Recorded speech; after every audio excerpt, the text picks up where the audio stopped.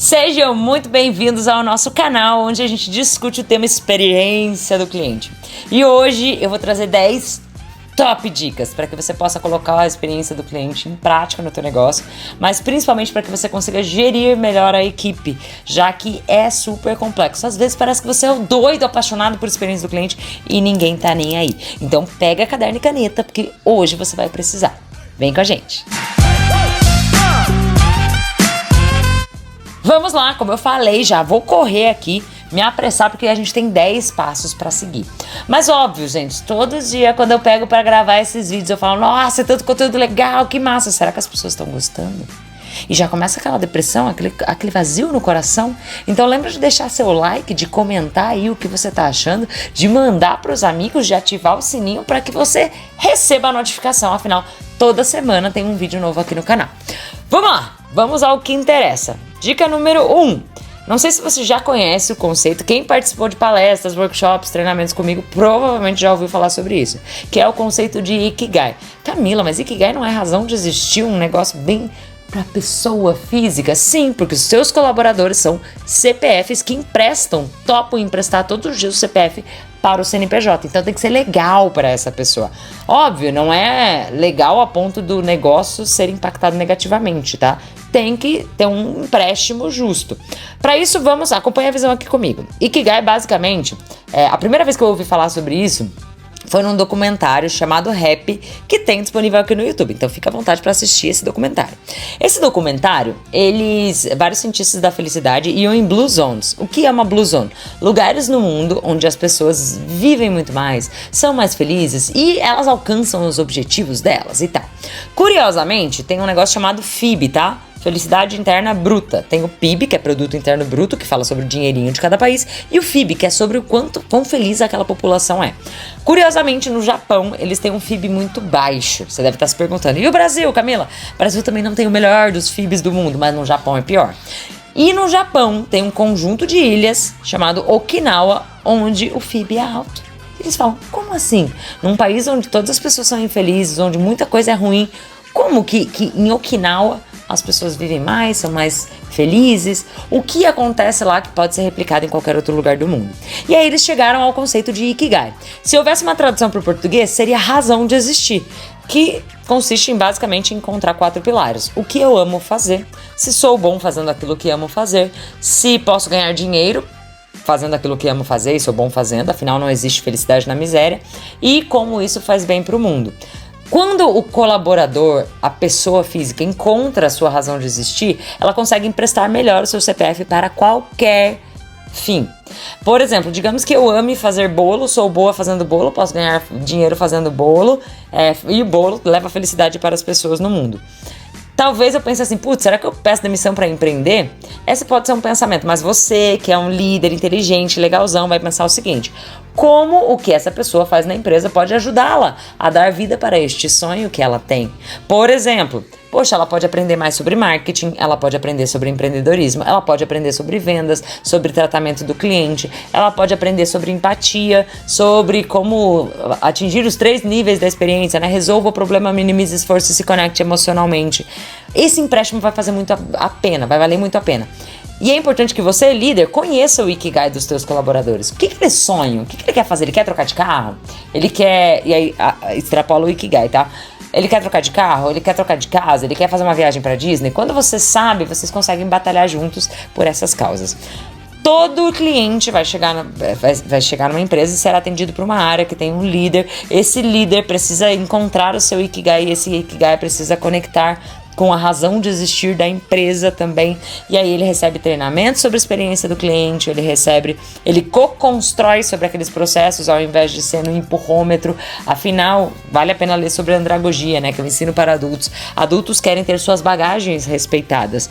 E por último, ele entende quais são os indicadores que vão medir toda essa magia acontecendo. Esse é o passo número 1. Passo número 2 é você entender onde você está e onde você irá.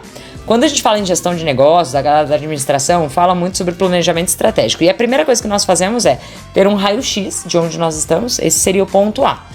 Quanto a gente fatura, que tipo de clientes a gente atende, se nós estamos felizes ou não estamos, se nosso cliente está ou não está. Tudo que tem, qual é o cenário de hoje. E o ponto B, que é onde queremos chegar.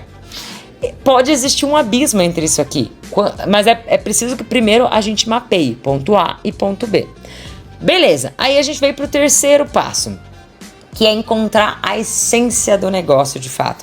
Simon Sinek, ele escreveu um livro chamado Comece pelo Porquê, e dentro do Comece pelo Porquê, que também tem TEDx, um monte de coisa, e provavelmente você pode ter escutado, Simon é aquele cara que escreveu aquela frase célebre, né? 100% dos clientes são pessoas, 100% dos colaboradores são pessoas. Se você não entende pessoas, você não entende o negócio. E ele diz que, ele fala sobre o Golden Circle, que basicamente diz o seguinte: as marcas que mais vendem não falam sobre, nossa, olha os meus megabytes, olha os meus pixels, olha meus... Ele defende uma causa, ou seja, uma comunicação bastante humana. E aí ele escreveu o livro Comece pelo Porquê, que é exatamente isso. Existiam algumas pessoas querendo dar vida para a aviação, por exemplo, é um exemplo que ele conta no livro. Muitas pessoas queriam dar vida para a aviação. De um lado da cidade tinha um cara que tinha muito dinheiro e ele queria comprar o poder fazer a aviação. E do outro lado do país, lá dos Estados Unidos, tinham os irmãos Wright, que tinham muito desejo e menos vontade, mas menos dinheiro, mas eles tinham muita vontade. Eles conseguiram dar vida ao voo, porque as pessoas falavam, eu gosto de quem tem vontade. Quais são as vontades da empresa? Pelo que a empresa respira, vive. Todos esses pontos começam a se conectar para que esse colaborador tenha o senso de pertencimento. Ele entendeu que o líder dele tem o Ikigai e que sabe bem o que está fazendo. Ele entendeu onde nós estamos e para onde queremos ir, e principalmente as causas que nós defendemos ao longo de toda essa jornada, né? Então, esse círculo dourado. Quarto pilar é fazer uma análise realista de, tá bom, eu vi o ponto A e o ponto D, mas o que tem aqui no meio do caminho? Quem somos nós? É a famosa análise SWOT, ou aqui no português que a gente fala análise fofa, né? Que é a gente analisa interno e externamente. Quais são as nossas forças e as nossas fraquezas, quais são as oportunidades e as ameaças. Basicamente você vai olhar, no que a gente é muito bom? Por exemplo, aqui a gente é muito bom em trabalhar com humor, em trazer dinâmicas, em fazer conexões com as pessoas, em levar treinamentos leves. E o que é uma oportunidade de negócio, né? Poxa, olha, mundo de experiência do cliente vem crescendo e mais empresas vão precisar contratar, que legal. Qual é uma ameaça mercadológica? Poxa, tem muitos outros palestrantes surgindo. Poxa, o que eu posso fazer com relação a isso?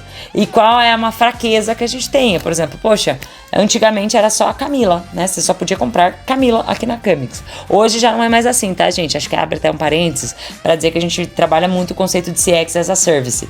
Então, os clientes nos contam quais são as suas dores e a gente conecta com um núcleo de mais de 20 palestrantes qualificadíssimos de experiência do cliente, ferramentas, consultorias. Nós não fazemos, mas nós sabemos quem faz. A gente só soube como atacar esse monte de coisa porque a gente analisou e nós percebemos que nós tínhamos esses problemas. Então, faça uma análise SWOT do teu negócio. Quinto pilar é você trabalhar em OKRs, porque aí você vai começar a falar assim, tá bom, preciso trabalhar aqui, preciso fazer um plano de ação com relação a essas coisas. Você vai pegar e vai destrinchar em várias pequenas metas ali. Você vai colocar um objetivo, tipo, queremos ser a empresa mais encantadora do mundo. Percebe que não é mensurável, porque o objetivo não é mensurável. E aí você vai colocar ali os KRs, Key Results, resultados-chave, que vão me dizer se eu tô conseguindo ser a empresa mais amada do mundo. Que pode ser, atingir NPS acima de 90, ter mais de 20 mil seguidores, ter aumento de likes de 20% mensalmente. Você vai colocar alguns KRs. Esse é um bom jeito de ter clareza e que todo mundo consiga acompanhar. Particularmente, apesar de ser super fã da metodologia, a gente adotou uma metodologia própria aqui, onde toda semana a gente acompanha um negócio chamado MIVS. O que é o MIVS e que a gente revisita toda semana e trimestralmente a gente analisa também. Basicamente é um acrônimo, né? É uma abreviação de palavras. M, a gente analisa as métricas de cada área. E inovações que cada área propôs para a gente poder celebrar as pequenas vitórias.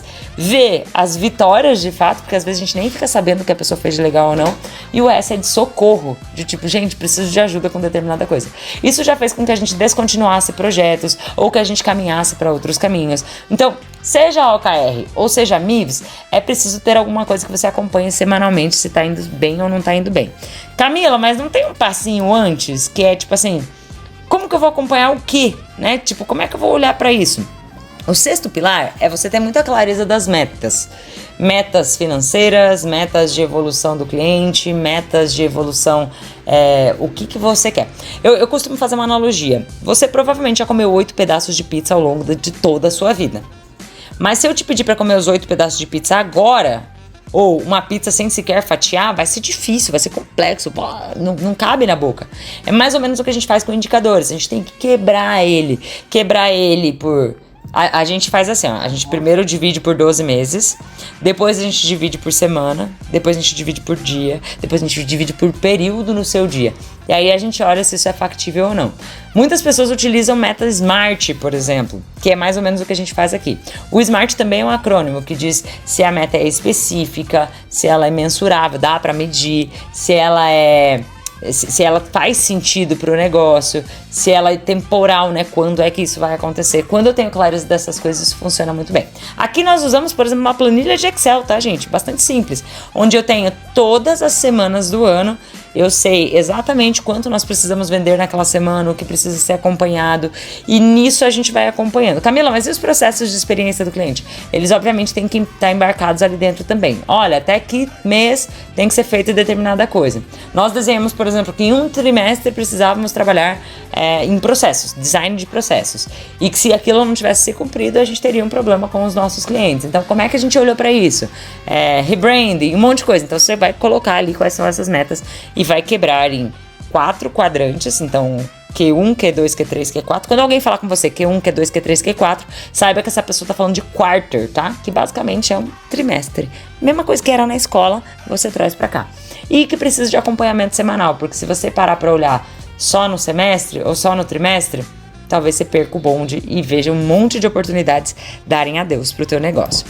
Sétimo pilar, rumando aqui pro final, né? O vídeo ficou um pouquinho mais longo do que os de costume de 10 minutos, mas é importante falar sobre a matriz BCG. Ela não se aplica tanto se o teu negócio é novo, mas provavelmente se o teu negócio já está acontecendo, você pode estar gastando energia demais com projetos que não valem a pena.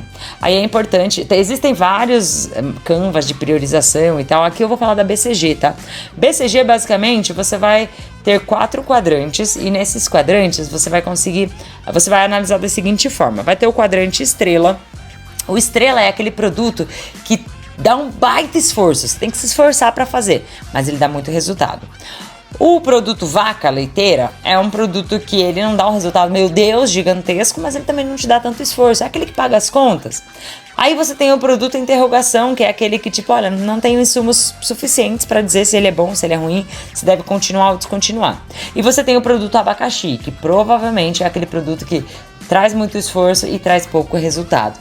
E aí você tem que ou reformular esse projeto ou deixar ele de lado, porque ele realmente está impactando negativamente todos os teus esforços de experiência do cliente. Você vai ver que quando algum produto entra ali no abacaxi, dá aquela dor, parece que você está perdendo um filho, mas que quando você consegue olhar com clareza para isso, você fala, cara, é ali que muita da minha energia está sendo drenada e eu posso colocar isso num backlog, ou seja, colocar numa gavetinha para trabalhar outro dia. Oitavo, ferramentas de acompanhamento, tá, gente? Você pode usar Pipe Run, pode utilizar Monday.com, pode utilizar o que você quiser. Aqui a gente utiliza 2 coisas simples, tá? Ou um documento do Google, que tem um checklist ali para você ir dando os checklists nas tarefas, ou Notion, ou o Trello, bom e velho Trello, que tem a versão gratuita que você cria um painel lá de atividades e vai dando check com essas atividades sendo feitas. E é legal que esse painel esteja à vista para todos, para que todo mundo consiga ir lá e te ajude, inclusive, se você não está cumprindo as suas tarefas. Nono e penúltimo pilar é ter clareza do chá. Não tô falando do chazinho de camomila, nem de erva doce ou, sei lá, chá verde. O chá, eu tô falando de clareza, para atingir todas essas coisas aqui, quem vai ser a equipe necessária, se ela tem conhecimento adequado. Conhecimento é aquilo que você faz um curso, que você lê um livro e você aprende. Habilidade é quantas horas você tem disso feito. Dizem que pra gente ser um especialista, se considerar um especialista, você precisa de 10 mil horas em determinada coisa. Teu colaborador tem 10 mil horas em determinada coisa? Olha pra isso. E o A é atitude, o querer fazer, porque não adianta nada ter conhecimento, habilidade e não fazer. Esse é o chá, tá? Então, faça aí um diagnóstico, senta com a RH e fala assim, vamos fazer um diagnóstico de chá para todas essas atividades que nós queremos fazer de experiência do cliente. E por último, e não menos importante, o feedback. Ao invés do FODCREL ou feedcrel ou feedback, que é só quando já deu ruim. E minha recomendação é tente sempre apostar no feedback estruturado. O que é um feedback estruturado? Se você só dizer assim, tá uma droga, talvez a pessoa não saiba como resolver, porque se ela tá fazendo de uma droga, não é porque ela quer, é porque ela talvez não saiba como fazer diferente. Então, a gente fala muito da técnica sanduíche, né? Você começa dando um elogio. Camila, não tem nada pra elogiar, então desliga a pessoa. Então, ela não precisa estar na tua equipe. Se existe alguma coisa a ser elogiada, elogie e reforce, porque isso vai fazer com que a pessoa esteja um pouco mais aberta pro resto da conversa.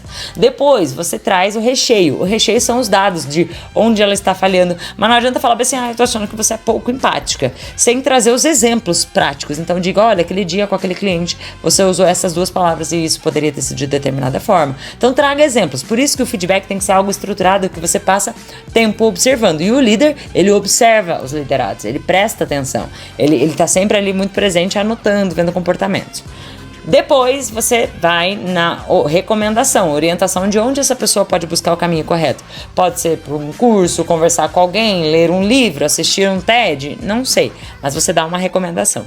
E por último, um alinhamento de, qual vai ser esse nosso próximo pacto? No próximo ciclo, o que eu espero que tenha melhorado. Muita coisa, né, gente? Pois é. E esse é só o topo do iceberg do que nós podemos fazer para conseguir gerir pessoas dentro do universo de experiência do cliente. Se fez sentido e você gostaria que a gente explorasse com mais profundidade um ou mais desses pilares, deixa aqui na legenda que a gente vai ter muito prazer em trazer insights para vocês. Um beijo e até o próximo!